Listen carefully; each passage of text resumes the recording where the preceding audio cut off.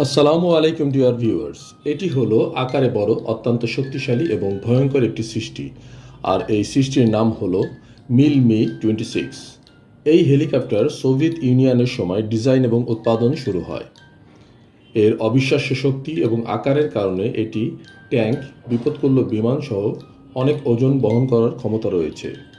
এই হেলিকপ্টারের পেছনে রয়েছে একটি সুবিশাল কার্গো দরজা। তদানীন্তন সোভিয়েত সময়ে গ্রাউন্ড ভেহিকেল বহনের উদ্দেশ্যে MI-26 উৎপাদন শুরু করে। আর্মার্ড পার্সোনাল ক্যারিয়ার, ভারী ট্যাঙ্ক পর্যন্ত এর ভেতরে সহসায় বহন করা যায়। হেলিকপ্টারের ভেতরে দেখলে মনে হবে এটি কোনো হেলিকপ্টার নয়, এটি একটি বিমানের হ্যাঙ্গার। MI-26 কার্গো বে 12 মিটার লম্বা। সৈন্যরা খুব সহজেই এর মধ্যে মুভমেন্ট করতে পারে। অনায়াসে আর্মার্ড গাড়িগুলো সাজিয়ে রাখা যায়। এই দানবীয় হেলিকপ্টারের ন্যাটো রিপোর্টিং নাম হলো হালো। মূলত MI-12 থেকে আরও উন্নত এবং শক্তিশালী করে MI-26 ডেভেলপ করা হয়েছে। এর ডিজাইন করেন মারাট আসিনোকো। মিখাইল MI এর OKB-329 design ব্যুরোতে।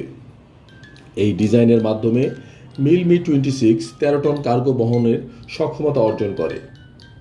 Mobile ballistic missile, heavy military equipment, remote অঞ্চলে পরিবহনের জন্য এই MI-26 ব্যবহার শুরু হয়।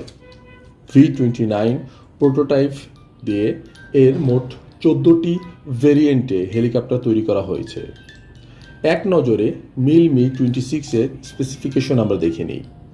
ক্রুর সংখ্যা 5 জন। তাদের মধ্যে 2 জন পাইলট, একজন নেভিগেটর, একজন ফ্লাইট ইঞ্জিনিয়ার এবং একজন টেকনিশিয়ান। 90 জন সৈন্য বা 60টি স্ট্রেচার 20,000 কেজি ওজনসহ বহন করতে সক্ষম। ভেরিয়েন্ট অনুযায়ী এটির বহন ক্ষমতার তারতম্য রয়েছে। এটির মোট দৈর্ঘ্য 40.25 মিটার। এর উচ্চতা 8.15 মিটার। সাধারণ ওজন 28,200 কেজি, কিন্তু সর্বোচ্চ উড্ডয়ন ওজন 56,000 KG. Fuel capacity 12,000 litre. Engine হিসাবে দুটি ZMKB প্রোগ্রেস D136 টার্বোশিফট ইঞ্জিন ব্যবহার করা হয়েছে। মেইন পাখার ব্যাস 32 মিটার। হেলিকপ্টারটি সর্বোচ্চ গতি 295 কিলোমিটার প্রতি ঘন্টায়। ক্রুজ গতি 255 কিলোমিটার প্রতি ঘন্টায়। সাধারণ উড্ডয়ন ক্ষমতা 500 কিলোমিটার, কিন্তু অতিরিক্ত তেল ব্যবহার করলে 1920 কিলোমিটার পর্যন্ত উড্ডয়ন করা সম্ভব। Service ceiling 4,600 metre. ব্যবহারকারী দেশ Russia, India, Algeria. Dear viewers, এই ছিল আমাদের মিল-মি-26 হ্যাভি লিফট ট্রান্সপোর্ট হেলিকপ্টারের পরিচিতি। সবাইকে আবারও শুভেচ্ছা জানিয়ে আজকের মতন বিদায় নিচ্ছি। আল্লাহ হাফেজ।